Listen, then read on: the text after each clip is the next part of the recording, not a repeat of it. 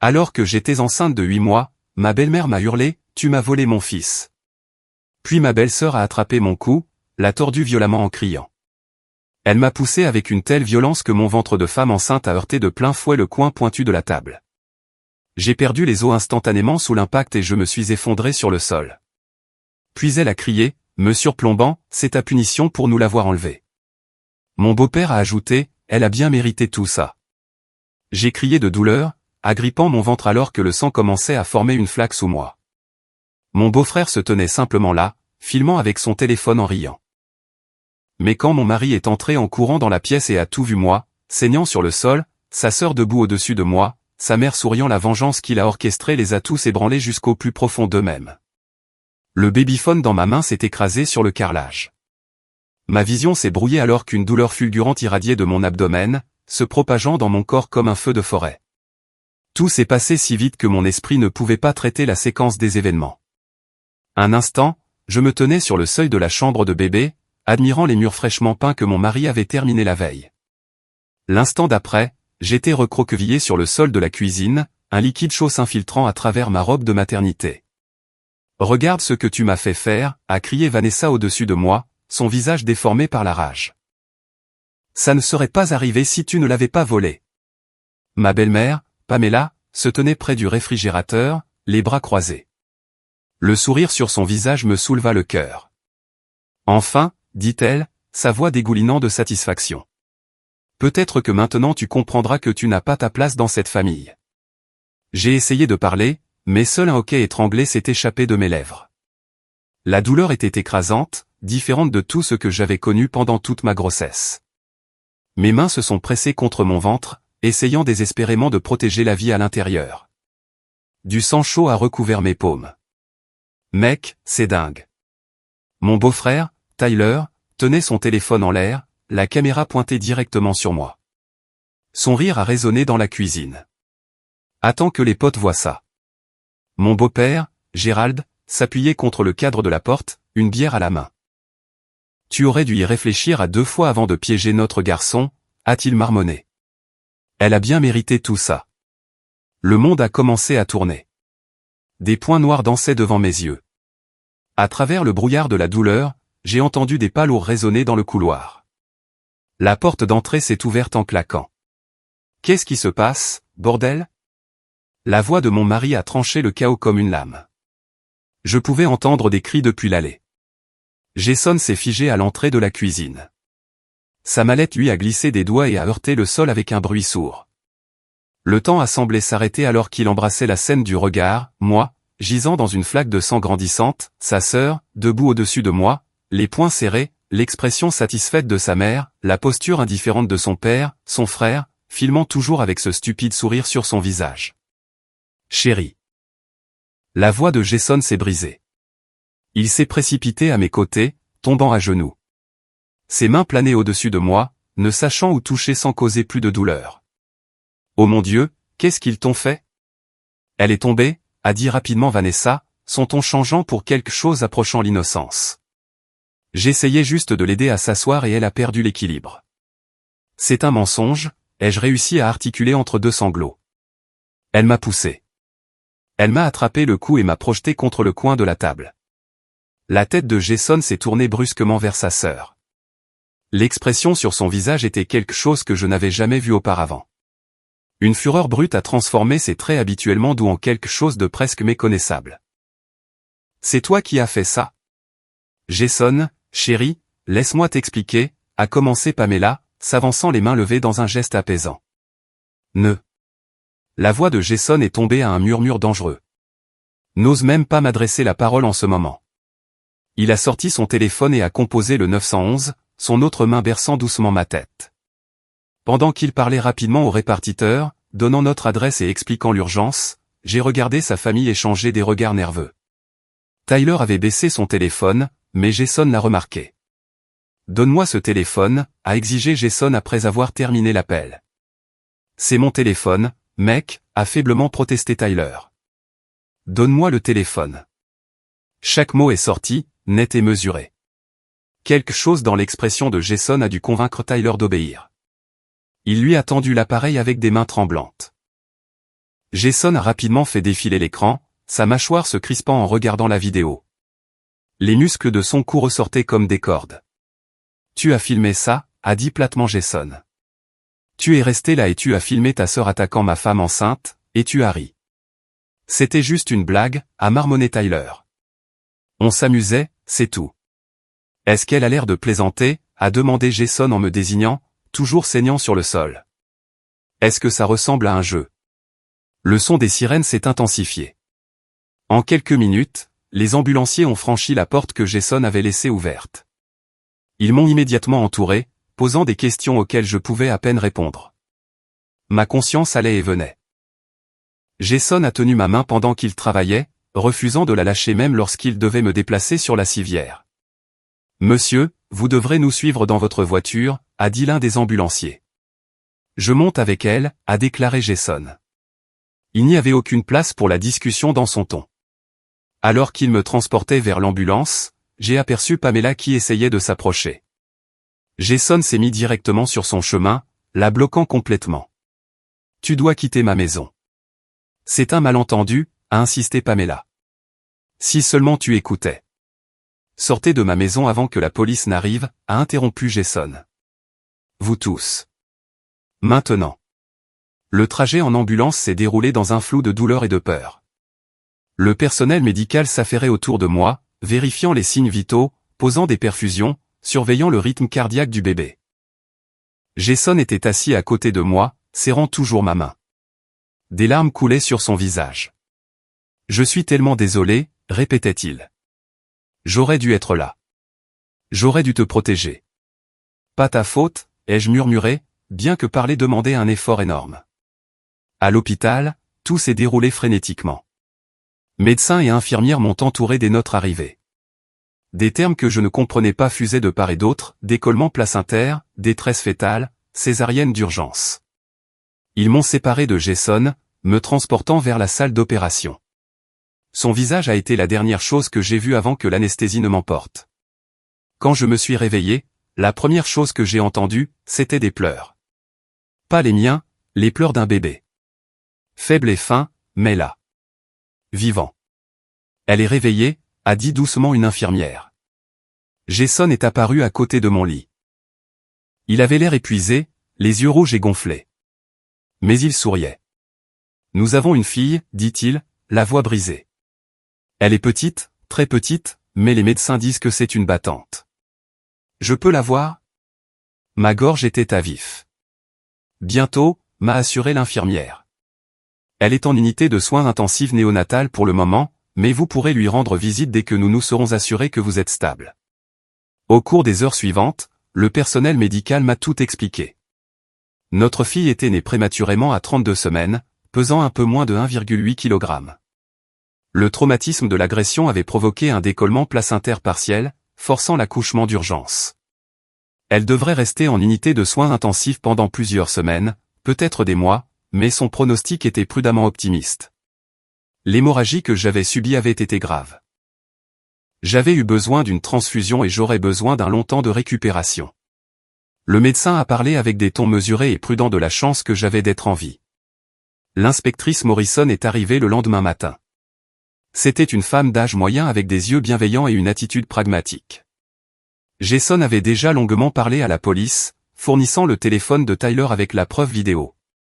« J'ai besoin de votre déposition », a expliqué l'inspectrice Morrison en sortant un carnet. « Je sais que c'est difficile, mais j'ai besoin que vous me racontiez tout ce qui s'est passé avec vos propres mots. » J'ai raconté tout l'incident. Comment Pamela et Gérald étaient arrivés à l'improviste ce matin-là, comme ils le faisaient souvent. Comment la visite avait commencé de manière tendue mais civile. Comment Vanessa et Tyler étaient arrivés 30 minutes plus tard. L'atmosphère s'était rapidement détériorée après cela. Pamela avait commencé à faire des commentaires passifs-agressifs sur la façon dont j'avais changé Jason, comment il ne venait plus jamais leur rendre visite, comment il était devenu un étranger pour sa propre famille. J'avais essayé de m'excuser pour aller dans la chambre de bébé, espérant éviter la confrontation. C'est à ce moment-là que Vanessa m'avait suivi. La dispute avait dégénéré en quelques secondes. Vanessa m'avait accusé de manipuler Jason, d'être tombée enceinte exprès pour le piéger, de le monter contre sa famille. Quand j'ai essayé de m'éloigner, Elle m'a attrapé. Puis elle m'a tordu le cou violemment, ai-je dit à l'inspectrice Morrison, ma main se déplaçant inconsciemment vers la zone meurtrie. J'ai senti quelque chose craquer. Avant que je puisse réagir, elle m'a poussé des 2 mains.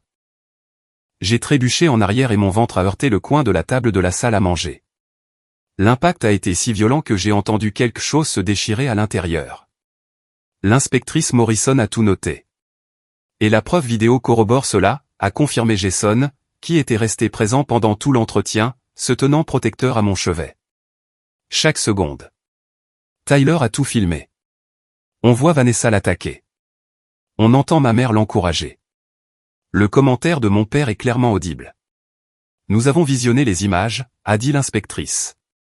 D'après ce que nous avons vu et votre déposition, nous poursuivons plusieurs chefs d'accusation. Agression, coups et blessures, mise en danger d'un enfant, et peut-être tentative d'homicide involontaire, selon la décision du procureur. Les poursuites judiciaires ont avancé plus vite que je ne l'avais prévu.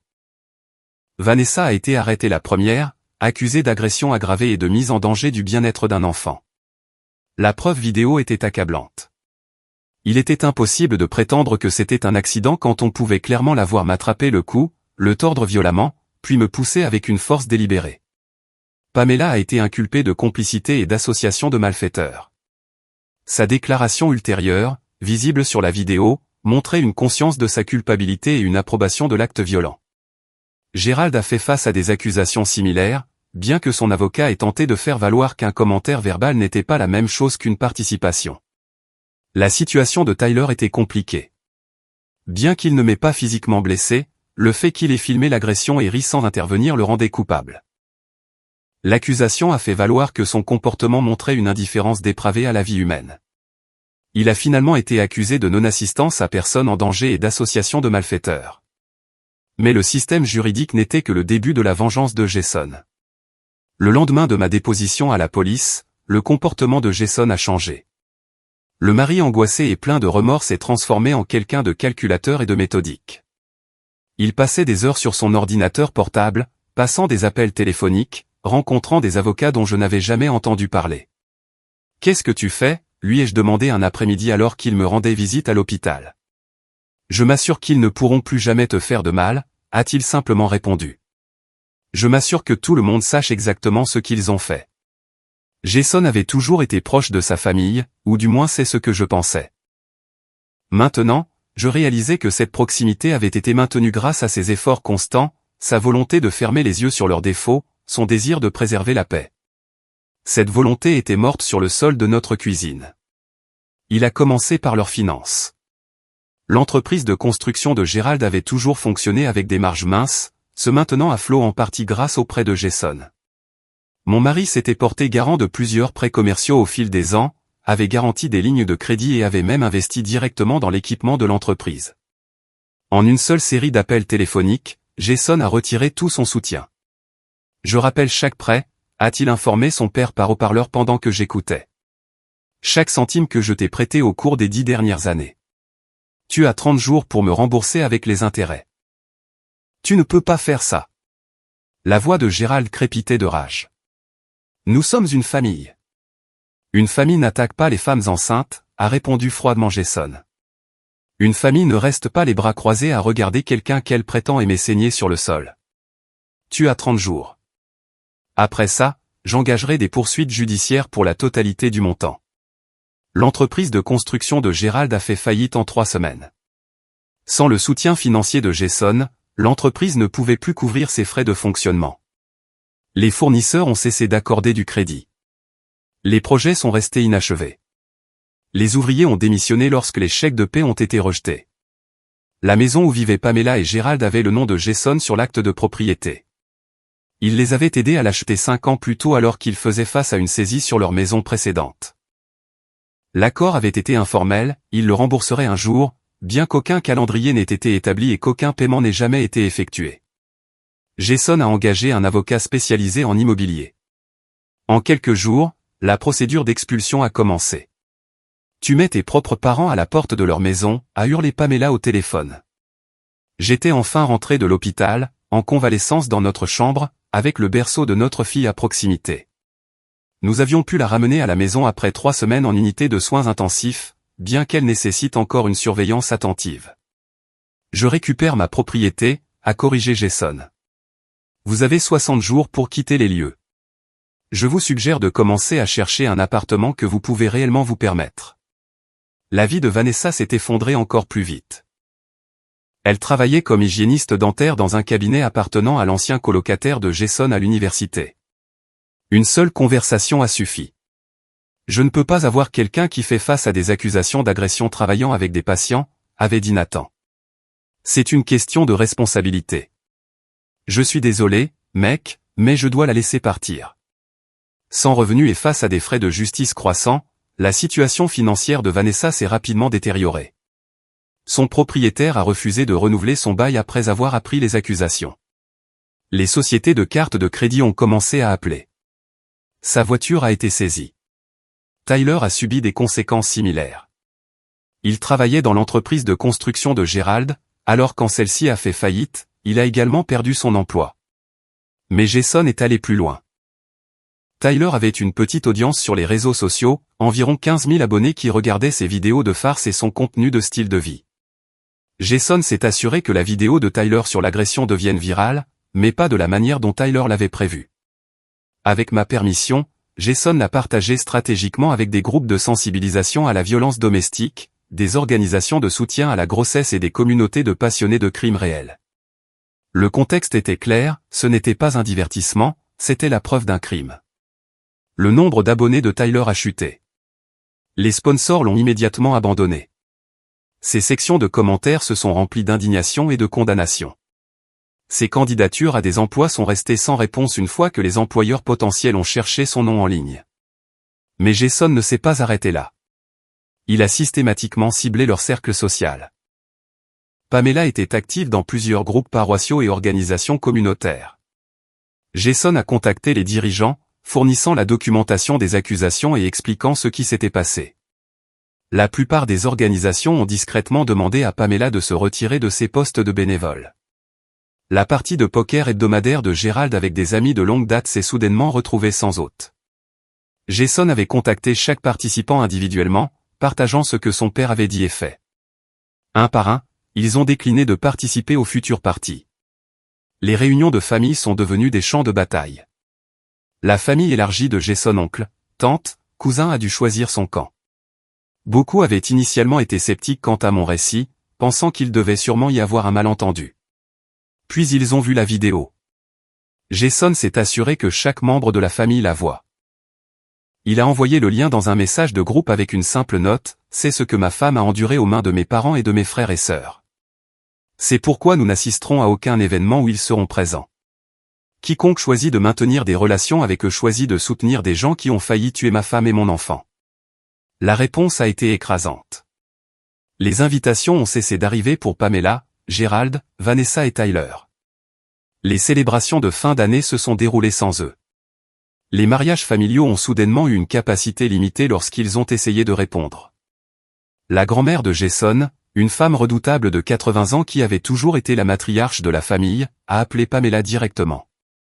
Je n'ai entendu que la version de Jason de la conversation par la suite, mais apparemment, grand-mère Ruth avait clairement fait connaître sa position. La violence contre les femmes enceintes était impardonnable, et quiconque s'y livrait ou la cautionnait n'avait pas sa place dans sa famille. Les affaires pénales ont lentement progressé dans le système judiciaire. L'avocat de Vanessa a tenté de négocier un accord de plaidoyer, mais l'accusation a tenu bon. La preuve vidéo était trop convaincante, les blessures trop graves. Il voulait une peine de prison. Les avocats de Pamela et Gerald ont adopté une approche différente, arguant que de simples paroles ne devraient pas constituer des accusations criminelles. Mais le jury n'était pas d'accord. Ils ont vu le sourire narquois sur le visage de Pamela dans la vidéo, entendu le commentaire insensible de Gerald. L'intention était claire. Le cas de Tyler était le plus inhabituel. Son équipe de défense a fait valoir qu'il était un spectateur qui n'avait simplement pas agi, et non un participant actif. L'accusation a rétorqué que son rire et son enregistrement continuent montrer un soutien enthousiaste à l'agression. Le juge s'est rangé du côté de l'accusation. 9 mois après l'agression, tous les 4 ont été reconnus coupables. Vanessa a reçu la peine la plus sévère, 3 ans de prison, suivi de 5 ans de probation. Le juge a cité la gravité de l'agression et l'état de vulnérabilité de la victime. Pamela et Gérald ont chacun reçu 18 mois avec une possibilité de libération anticipée pour bonne conduite. Tyler a écopé d'1 an de prison de compter plus des travaux d'intérêt général. Les peines me semblaient inadéquates. 3 ans pour avoir failli tuer mon bébé, 18 mois pour avoir orchestré et célébré la violence. Mais Jason m'avait prévenu que le système de justice pénale apportait rarement la satisfaction que les victimes espéraient. La vraie punition n'est pas le temps de prison, a-t-il dit. C'est tout le reste. C'est la perte de réputation, de relations, de stabilité financière et d'opportunités futures. Ils porteront cette condamnation pour le reste de leur vie. Pendant les mois entre les condamnations et la sentence, la campagne de destruction sociale de Jason a atteint de nouveaux sommets. Il a compilé un dossier complet sur chaque membre de la famille, documentant non seulement leur implication dans l'agression, mais aussi des années de schémas de comportement toxique que j'avais observés, mais jamais pleinement traités.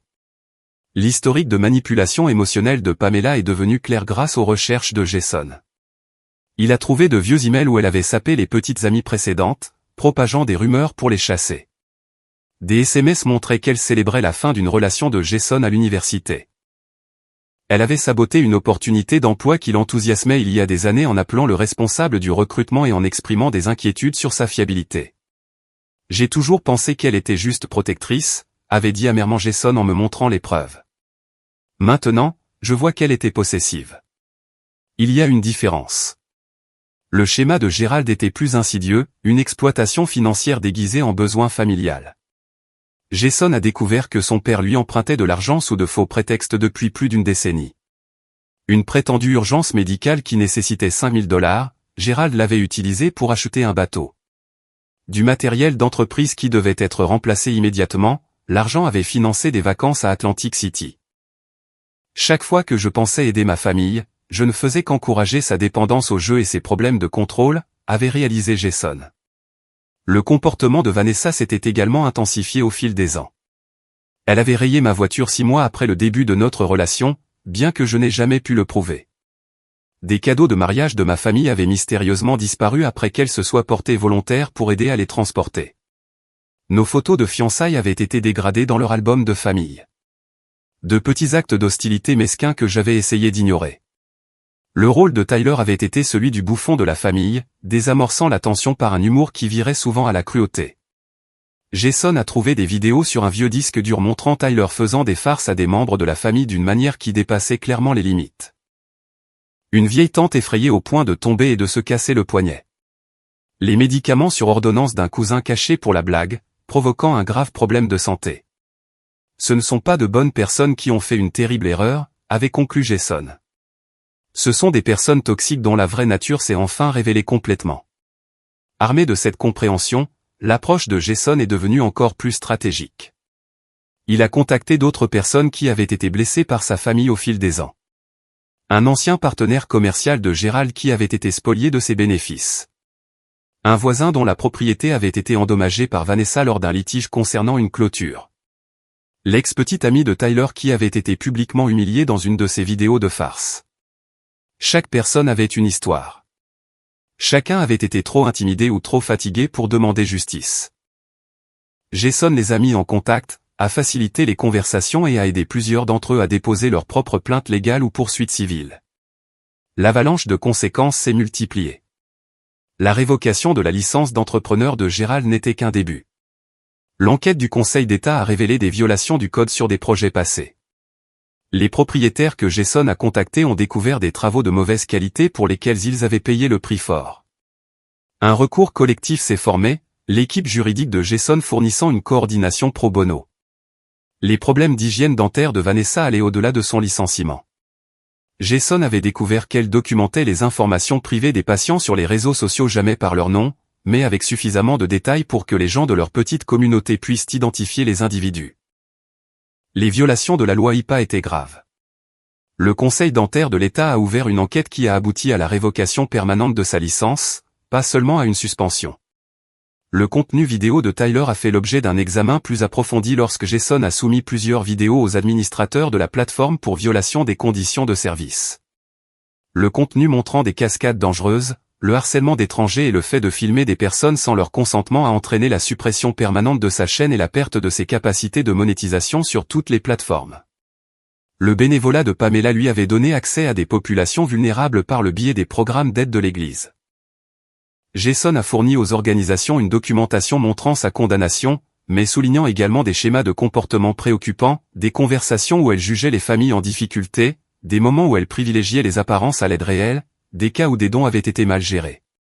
La pression financière que Jason maintenait était implacable. Il avait engagé un expert comptable judiciaire qui a découvert que Gérald avait géré une partie de son entreprise de construction au noir, évitant ainsi les impôts sur des revenus importants. Le fisc a reçu un tuyau anonyme avec des pièces justificatives. Des années d'arriérés d'impôts, de pénalités et d'intérêts ont créé une dette qui suivrait Gérald à vie. Pamela recevait des allocations d'invalidité pour une blessure au dos qui, selon elle, l'empêchait de travailler. Pourtant, la vidéo de l'agression la montrait se déplaçant avec une agilité et une force remarquables. Jason s'est assuré que l'agence compétente reçoive une copie. Les allocations ont immédiatement cessé, et elle a fait face à des accusations de fraude à l'invalidité. Vanessa avait déclaré sa fille adulte comme personne à charge sur ses impôts, bien que la jeune fille vive de manière indépendante. Plus de fraude, plus d'enquêtes, plus de conséquences s'accumulant. Les allocations de chômage de Tyler ont été contestées lorsque des preuves ont émergé qu'il avait perçu des revenus non déclarés grâce à du contenu en ligne pendant la période où il prétendait être à la recherche d'un emploi. Une autre enquête, une autre source de soutien éliminée. Le réseau professionnel de Jason s'est avéré étonnamment disposé à participer à la campagne d'isolement. Son cabinet avait des contrats avec des dizaines d'entreprises locales. Discrètement, professionnellement, il avait mentionné à ses chefs d'entreprise que les membres de sa famille pourraient chercher un emploi ou des services. Aucune demande directe n'a été faite, aucune instruction explicite n'a été donnée, juste des informations partagées entre contacts professionnels. Le résultat a été une exclusion systématique. Les candidatures à des emplois ont disparu dans des trous noirs. Les prestataires de services étaient perpétuellement complets. Les appartements venaient juste d'être loués à quelqu'un d'autre. Ce n'était pas une discrimination prouvable. Chaque cas individuel avait une dénégation plausible. Mais le schéma était clair. J'ai regardé cela se dérouler avec des sentiments mitigés. Ma thérapeute m'a encouragé à examiner mes émotions honnêtement. Vous avez le droit de ressentir de la satisfaction, avait dit le docteur Williams lors d'une séance particulièrement difficile. Vous avez aussi le droit de vous sentir mal à l'aise face à l'ampleur des conséquences. Les deux réactions peuvent coexister. Ce que je ressentais le plus fortement, c'était de la validation. Pendant des années, j'avais douté de mes perceptions de la famille de Jason. Les commentaires de Pamela avaient toujours semblé juste un peu trop durs pour être des blagues, mais pas assez pour être manifestement hostiles. Les demandes d'argent de Gérald étaient toujours accompagnées d'explications qui semblaient raisonnables prises isolément. La froideur de Vanessa à mon égard avait été assez subtile pour que le fait de le signaler semble être une réaction excessive. L'agression avait balayé toute ambiguïté. La preuve vidéo montrait leurs vrais sentiments avec une clarté indéniable, et l'enquête ultérieure de Jason a révélé que mes instincts avaient été corrects depuis le début. Je n'avais pas été trop sensible ou paranoïaque. Ils avaient véritablement ressenti ma présence dans la vie de Jason.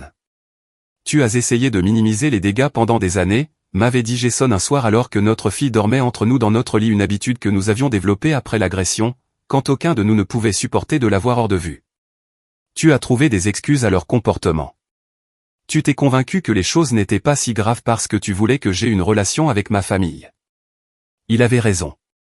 J'avais avalé d'innombrables petites blessures pour maintenir la paix. J'avais souri à travers des commentaires hostiles. J'avais fait semblant de ne pas remarquer quand il m'excluait des événements familiaux ou des conversations.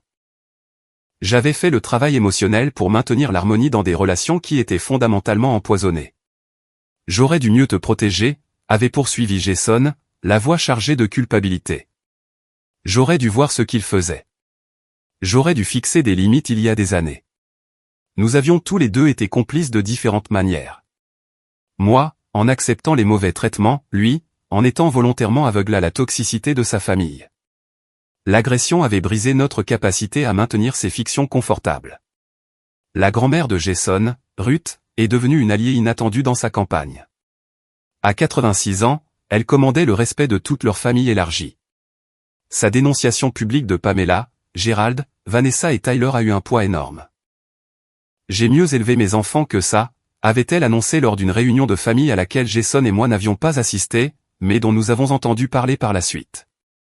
Ce qu'ils ont fait est impardonnable.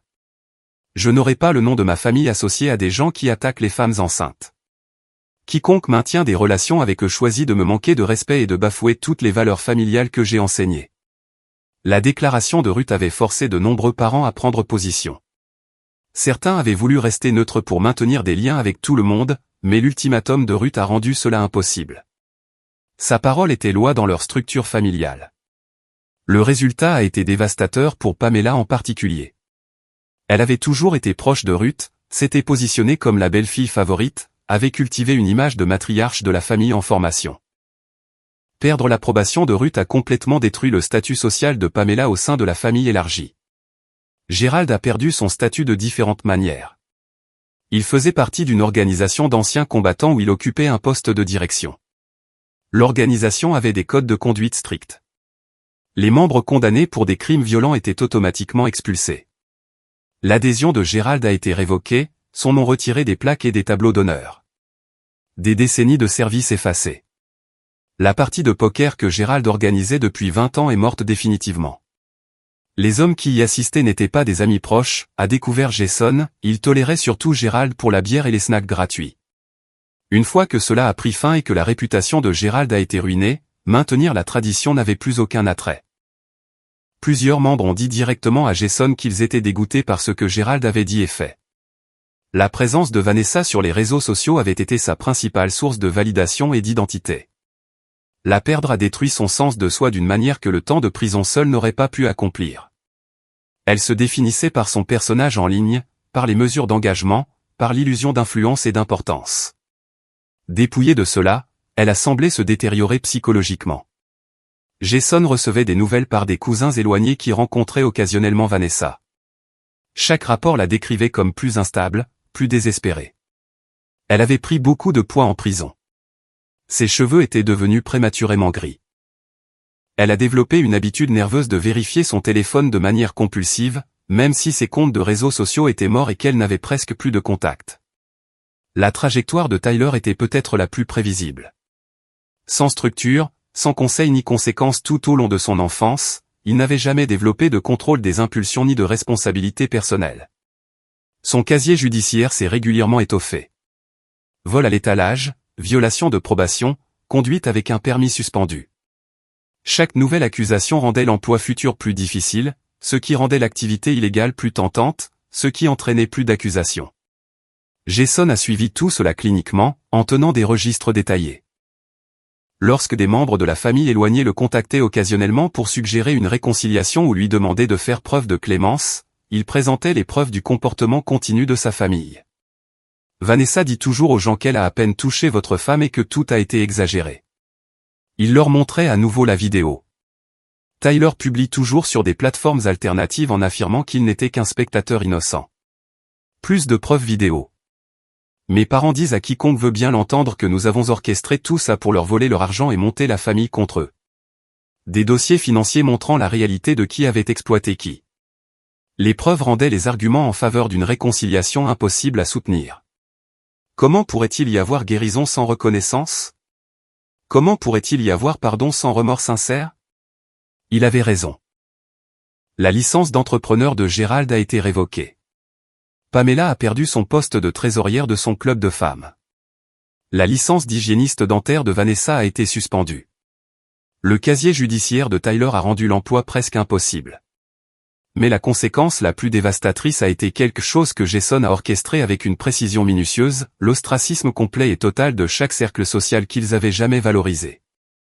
Jason avait grandi dans une communauté très unie où tout le monde se connaissait. La réputation comptait. Le nom de famille signifiait quelque chose. Il a impitoyablement utilisé cet environnement comme une arme. Des lettres ont été envoyées à chaque chef d'entreprise de leur réseau, expliquant ce qui s'était passé et suggérant fortement de reconsidérer toute relation professionnelle ou personnelle avec la famille. Jason n'a pas menacé directement. Il n'en avait pas besoin. L'entreprise de sa famille avait suffisamment d'influence pour que la simple implication ait du poids. La direction de l'église a reçu une documentation détaillée. Bien qu'ils ne puissent officiellement interdire l'accès aux services à personne, ils ont clairement indiqué que les postes de bénévoles n'étaient plus disponibles. Les amis de Pamela de l'étude biblique ont cessé d'appeler. Les copains de pêche de Gérald ont trouvé des excuses pour annuler les sorties. Le country club où Pamela avait été membre pendant 20 ans a soudainement découvert des irrégularités dans son compte. Sa demande de renouvellement a été refusée. Les réseaux sociaux sont devenus un autre champ de bataille.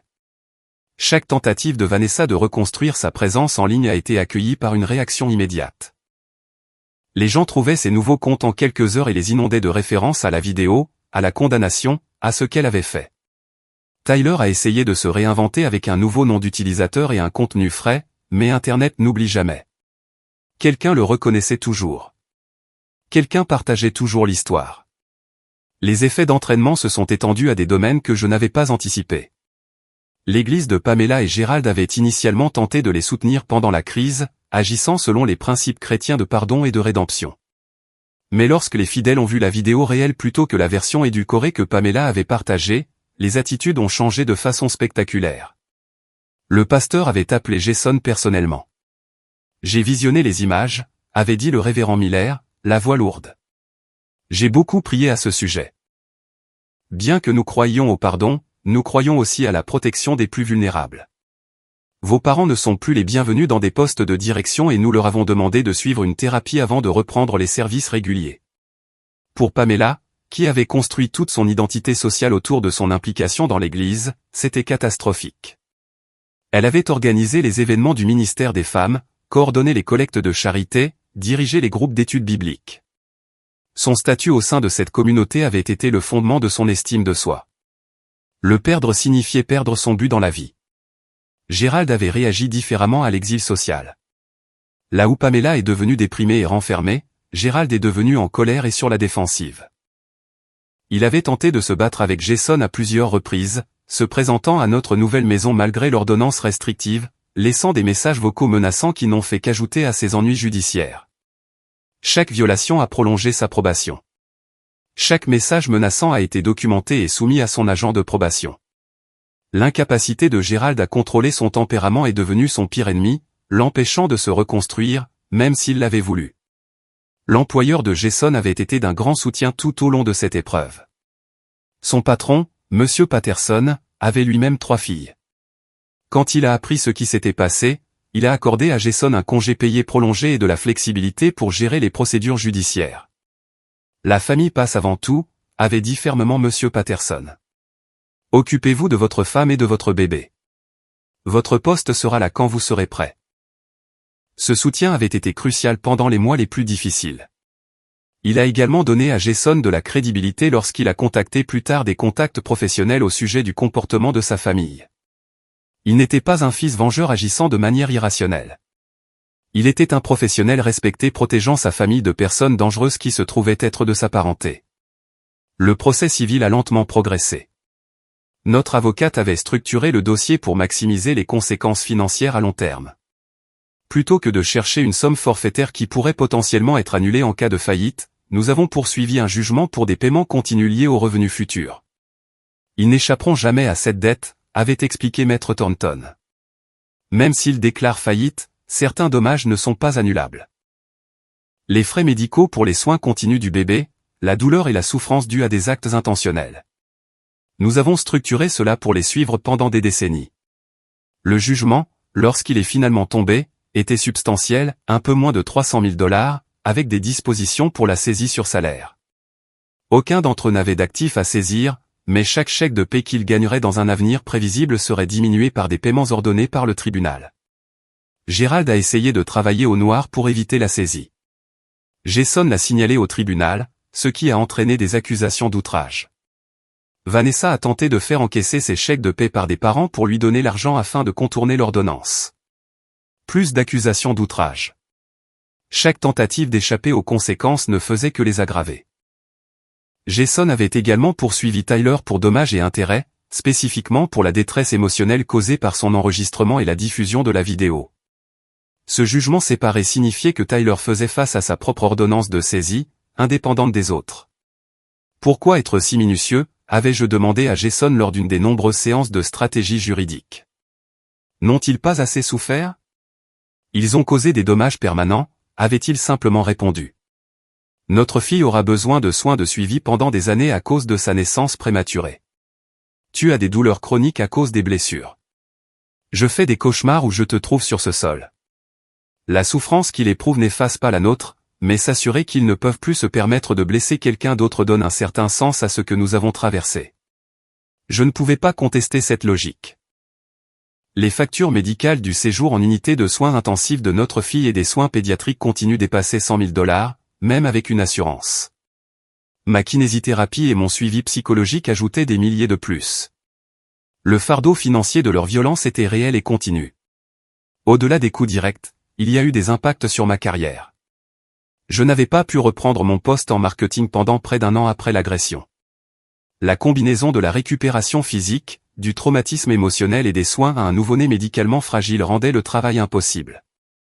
Mon employeur avait été compréhensif, mais finalement, ils avaient dû pourvoir mon poste de façon permanente. Recommencer dans mon domaine signifiait accepter un poste de débutant avec un salaire inférieur. La perte de revenus et l'élan de carrière avaient des conséquences financières tangibles pour notre famille. La documentation de ces pertes par Jason était méticuleuse, présentée clairement au tribunal. La juge avait été une femme dans la cinquantaine qui avait écouté nos témoignages avec une émotion visible. Lorsqu'elle a rendu le jugement, ses paroles avaient été incisives. Les accusés ont montré un mépris insensible pour la vie humaine, avait déclaré la juge Martinez. Ils ont attaqué une femme enceinte vulnérable de manière planifiée et coordonnée. Ils ont célébré sa souffrance. Ils n'ont montré aucun remords sincère. Ce tribunal trouve leur comportement répréhensible et accorde des dommages et intérêts en conséquence. Ce jugement a validé tout ce que nous avions vécu. Il a mis un sceau officiel sur ce qui s'était passé, déclarant légalement et publiquement que nous étions les victimes et qu'ils étaient les auteurs. Aucune de leurs réécritures de l'histoire ne pouvait surmonter cette décision de justice. La vie professionnelle de Jason s'était en fait améliorée tout au long de cette épreuve. Sa gestion de la crise, son action décisive, son approche méthodique, son refus de laisser la loyauté familiale l'emporter sur la justice avaient impressionné collègues et clients. Plusieurs lui avaient dit directement qu'il respectait la façon dont il protégeait sa famille. Une promotion majeure est arrivée environ un an après l'agression. Jason est devenu associé principal de son cabinet, un poste qui s'accompagnait d'une autorité et de récompenses financières importantes. La stabilité que cela a apporté à notre famille contrastait fortement avec le chaos qui consumait ses parents et ses frères et sœurs. Nous avons acheté une plus grande maison dans un quartier à 50 km de l'endroit où nous vivions auparavant. La distance était délibérée.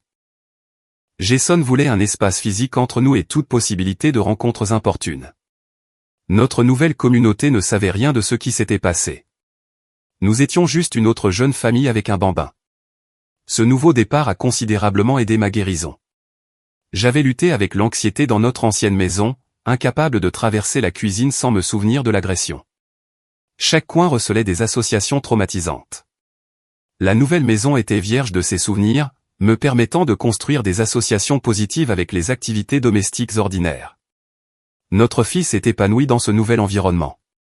Ses premiers défis médicaux se sont progressivement résolus. À son 2e anniversaire, elle avait rattrapé son retard de développement par rapport à ses pairs. Le pédiatre a exprimé son étonnement face à sa résilience. Les prématurés nés dans des circonstances traumatisantes sont souvent confrontés à des défis continus, avait dit le docteur Reynolds lors d'un examen. Elle se porte remarquablement bien. Quoi que vous fassiez, continuez. Ce que nous faisions, c'était créer l'environnement le plus stable, aimant et sécurisé possible. Jason et moi nous étions tous les deux engagés à être des parents présents et attentifs. L'agression nous avait appris à quel point la vie pouvait être fragile, à quelle vitesse tout pouvait changer. Nous ne tenions pour acquis aucun moment avec notre fille. La vengeance de Jason s'est étendue à leur relation personnelle également. Quand Vanessa a essayé de sortir de nouveau après sa libération, Jason s'est assuré que tout partenaire potentiel connaisse son histoire. Pas par contact direct, ce serait du harcèlement, mais par un partage stratégique d'informations et des cercles sociaux qui se chevauchaient. « Est-ce que c'est trop ?» lui ai-je demandé un soir, en regardant notre fille dormir paisiblement dans son berceau. Elle avait presque 2 ans maintenant, en bonne santé et épanouie malgré son entrée traumatisante dans le monde. Jason a examiné la question attentivement. « Ils ont essayé de te tuer ?» a-t-il finalement dit. Ils t'ont attaqué quand tu étais au plus vulnérable, portant notre enfant. Ma mère a souri pendant que tu saignais. Mon père a dit que tu le méritais. Ma sœur s'est tenue au-dessus de toi et a appelé ça une punition. Mon frère a ri et l'a filmé pour se divertir. Il s'est tourné pour me faire face complètement. Si j'étais arrivé 5 minutes plus tard, je t'aurais peut-être trouvée morte sur ce sol. Notre fille aurait pu mourir. Ils n'ont montré aucun remords par la suite. Aucun. Même au tribunal, ils ont essayé de minimiser ce qu'ils avaient fait, d'essayer de se présenter comme des victimes des circonstances ou d'un malentendu. Sa mâchoire s'est crispée. Alors, non, je ne pense pas que ce soit trop. Je pense que c'est proportionnel. Ils ont détruit notre sentiment de sécurité, notre confiance, et presque nos vies. Je m'assure simplement qu'ils ne peuvent plus blesser personne de la même manière. Le procès civil que nous avions intenté a progressé séparément des affaires pénales.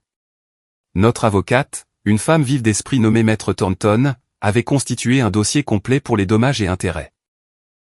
Les frais médicaux de l'accouchement prématuré et du séjour prolongé en unité de soins intensifs, mes salaires perdus pendant la longue période de convalescence, les frais de thérapie continue pour nous deux, la douleur et la souffrance, la détresse émotionnelle. Le montant total demandé était substantiel, bien au-delà de 6 chiffres. Aucun d'entre eux n'avait d'actifs suffisants pour couvrir ne serait-ce qu'une fraction du jugement. Mais ce n'était pas vraiment le but. Nous pouvons saisir les salaires pendant les 20 prochaines années si nécessaire, a expliqué Maître Thornton. Chaque chèque de paie qu'ils reçoivent, une partie vous revient. Ils ne seront jamais libérés de cette dette. Le procès civil a attiré plus d'attention des médias que les procédures pénales. Les chaînes de télévision locales l'ont largement couvert. Un groupe de défense des victimes a utilisé notre cas comme exemple dans ses supports pédagogiques. L'histoire s'est propagée au-delà de notre communauté, reprise par des blogs juridiques et des forums sur les crimes réels. La famille de Jason a tenté de fuir l'attention en déménageant dans un autre État, mais leurs condamnations les ont suivis. Les vérifications d'antécédents ont tout révélé. Les propriétaires ont rejeté leurs demandes. Les employeurs ont ignoré leur CV. J'ai lutté avec des émotions compliquées tout au long de ce processus. Une partie de moi sentait qu'ils méritaient tout ce qui leur arrivait. Une autre partie craignait que nous ne devenions vindicatifs, perdant notre propre humanité dans la poursuite de la vengeance. Ma thérapeute m'a aidé à traverser ces sentiments. Ils ont fait des choix qui ont eu de graves conséquences, m'a rappelé le docteur Williams lors d'une séance. Les conséquences naturelles ne sont pas la même chose que la vengeance. Votre mari protège sa famille et assure la responsabilité. C'est différent de la cruauté pour le plaisir de la cruauté. Pourtant, il y a eu des moments de doute. Tard dans la nuit, en berçant notre fille, je me demandais si nous n'étions pas allés trop loin. Puis je me souvenais de la terreur de ce jour. Le sentiment que la vie s'échappait. La peur de ne jamais pouvoir tenir mon bébé. La trahison absolue d'être attaqué par des personnes qui étaient censées être une famille. Ces souvenirs ont renforcé ma résolution. La vengeance de Jason n'a pas été explosive ou dramatique. Elle a été méthodique, complète et permanente. Il n'a pas eu besoin de crier ou de menacer. Il a simplement supprimé chaque système de soutien sur lequel sa famille s'était appuyée, démantelé chaque confort qu'il tenait pour acquis, et s'est assuré que leurs actions les suivent partout où ils tenteraient de fuir. Les années ont passé. Notre fille a grandi. Nous avons eu un fils 2 ans plus tard, une grossesse que j'ai passée dans une anxiété constante malgré la protection omniprésente de Jason. Nous avons déménagé dans une nouvelle ville pour un nouveau départ, bien que Jason ait maintenu son réseau de contacts dans l'ancienne. J'ai entendu par la famille élargie que Vanessa avait déménagé à l'autre bout du pays après sa libération, essayant de construire une nouvelle vie loin de tous ceux qui connaissaient son passé. Ça n'a pas marché. La condamnation apparaissait sur les vérifications d'antécédents. Quelqu'un finissait toujours par trouver la vidéo. Pamela et Gérald ont divorcé peu après leur libération. La pression des condamnations, la ruine financière et l'exil social avaient détruit leur mariage. Aux dernières nouvelles, Gérald vivait dans un parc de caravanes et effectuait des travaux manuels. Pamela avait emménagé avec une cousine éloignée dans un autre État, dépendant de la charité pour survivre. Tyler avait eu des démêlés avec la justice depuis sa libération. Des délits mineurs, rien de violent, mais son casier judiciaire continuait de s'allonger. Les dernières nouvelles le plaçaient dans un établissement à sécurité minimale pour violation de probation. Jason ne s'est jamais vanté de tout cela. Il a simplement continué à vivre nos vies tout en s'assurant que sa famille ne puisse pas reconstruire la leur. Chaque tentative de leur part de renouer le contact, de s'excuser, de chercher la réconciliation a été accueillie par le silence. Le pardon exige un remords sincère, a-t-il expliqué lorsque sa tante a tenté d'intervenir. Pas seulement le regret des conséquences, mais une véritable compréhension du mal qu'ils ont causé. Je n'ai vu aucune preuve de cela. Il avait raison. Les quelques messages qui nous sont parvenus contenaient toujours des justifications, des explications ou des demandes d'aide. Jamais une véritable prise de responsabilité. Notre fille est entrée en maternelle en bonne santé et pleine de vie. Elle ne savait rien des circonstances de sa naissance au-delà de l'explication simple qu'elle était arrivée tôt et avait eu besoin de soins médicaux supplémentaires au début. Nous lui raconterions toute l'histoire un jour, quand elle serait assez grande pour comprendre, mais pour l'instant, elle savait simplement qu'elle était aimée et en sécurité. La sécurité. C'est ce que la vengeance de Jason avait finalement assuré. Pas seulement la sécurité physique, bien que cela compte énormément, mais aussi la sécurité émotionnelle, la certitude que sa famille ne pourrait plus s'immiscer dans nos vies, ne pourrait plus nous blesser, ne pourrait plus prétendre que leurs actions n'avaient pas été catastrophiques. Les gens me demandaient parfois si je me sentais coupable de ce qui leur était arrivé. La réponse honnête était non. Je me sentais soulagé. Je me sentais protégé. Je sentais que la justice, bien qu'imparfaite, avait été rendue aussi complètement que possible. Les cicatrices sont restées. Celles, physiques, sur mon corps, là où la chirurgie m'avait sauvé la vie. Celles, émotionnelles, qui émergeaient lors de moments de stress ou de vulnérabilité. Mais nous avons construit une belle vie malgré, ou peut-être à cause de, tout ce qui s'était passé. La vengeance de Jason n'avait pas pour but de me faire sentir mieux ou d'effacer le traumatisme. Elle visait à s'assurer que les conséquences correspondaient aux actions, à protéger les futures victimes et à faire comprendre que nuire à sa famille entraînerait des répercussions complètes et permanentes. En y repensant maintenant, je comprenais que sa réaction n'avait pas été motivée uniquement par la colère. Elle avait été animée par l'amour, un amour féroce et protecteur qui refusait de laisser le mal impuni. Ils ont essayé de nous détruire. Au lieu de cela, ils se sont détruits eux-mêmes, systématiquement et complètement, Jason veillant à ce que chaque effondrement soit total et irréversible. C'était sa vengeance, non pas un moment de violence ou une confrontation dramatique, mais le démantèlement lent et inexorable de chaque confort, relation et opportunité qu'ils avaient autrefois possédé. Ils avaient passé 8 mois à essayer de tout nous prendre. Jason avait passé des années à s'assurer qu'il n'aurait plus jamais rien.